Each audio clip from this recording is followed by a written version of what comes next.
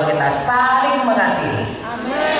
Saya ulangi sayang, dari mana manusia, firman Tuhan berkata, apabila kamu saling mengasihi, maka dunia tahu kamu adalah murid-muridku.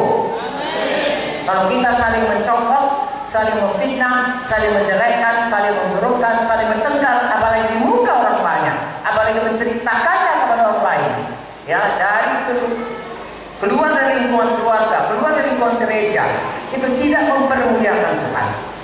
Dari mana orang tahu kita murid? Orang berpikir, ini kok kayak orang dunia juga, katanya anak Tuhan. Tapi kalau kita menggambarkan kemuliaan Tuhan, kita murah hati, kita saling mengampuni, kasih menutupi banyak kesalahan. Haleluya. Maka Tuhan melihat kemuliaan Tuhan dipancarkan dari kehidupan gereja Tuhan. Dan itulah yang menarik. Saya saudara dulu bukan orang Kristen. Ya, sampai saya mau tamat dokter.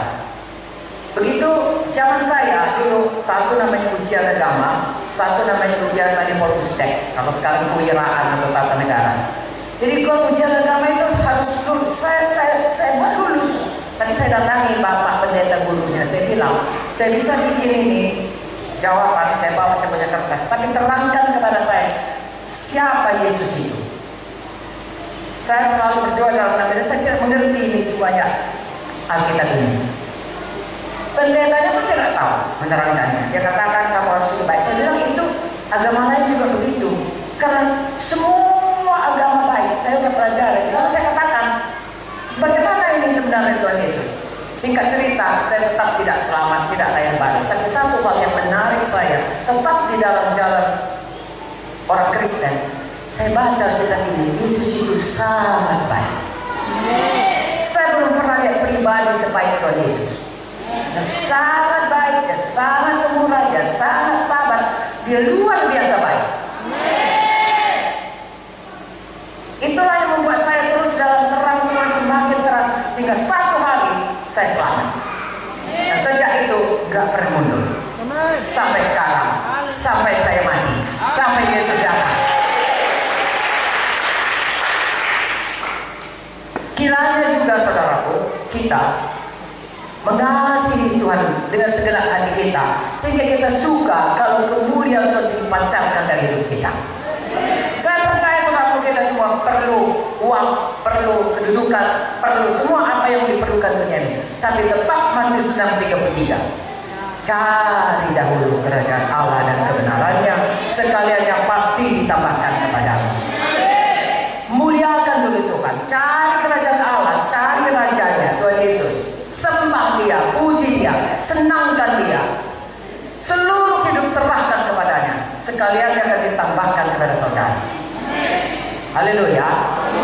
Bapak saya saudara, dia toko emas, belum selamat. Hanya paling banyak bisnisnya kalau hari Minggu. Nah, sekitar pada tempat kami berdagang itu, tempat bapak saya berdagang itu perkebunan. Jadi kalau hari Minggu semua orang turun ke kota untuk membeli emas, dulu gak ada bank yang memberikan bunga, enggak. Semua orang simpan uang emas. Jadi toko itu kalau hari Minggu, belum pun kami bangun sudah berbaris orang untuk membeli emas. Begitu bapak saya selamat, dia tutup hari Minggu untuk kebaktian. Amin. Tutup betul. Tapi bapak saya punya satu iman seperti tadi firman Tuhan, yang percaya cari dahulu kerajaan Allah kebenarannya, sekalian ditambahkan kepadamu. Yang biasanya panennya hari Minggu, tapi Tuhan berkuasa, Tuhan yang tidak terbatas kuasanya, Tuhan yang menghargai dan mencari orang yang bersungguh-sungguh hati terhadapnya untuk mencurahkan kuasanya kepada orang tersebut. 2 Kawan 16 ayat 9.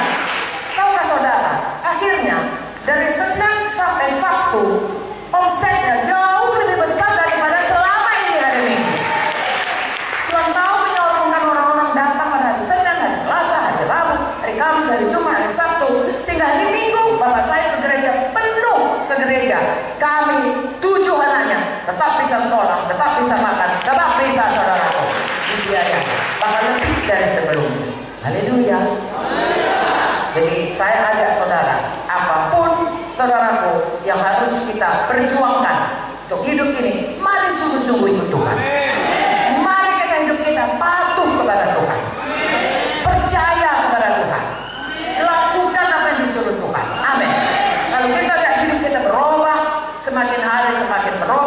sesuai dengan apa yang terang kita dapat dari firman. Misalnya kalau dulu saya, saudaraku, orang bilang saya orang baik, tapi saya punya prinsip yang sangat tidak ada kita biar. Apakah itu?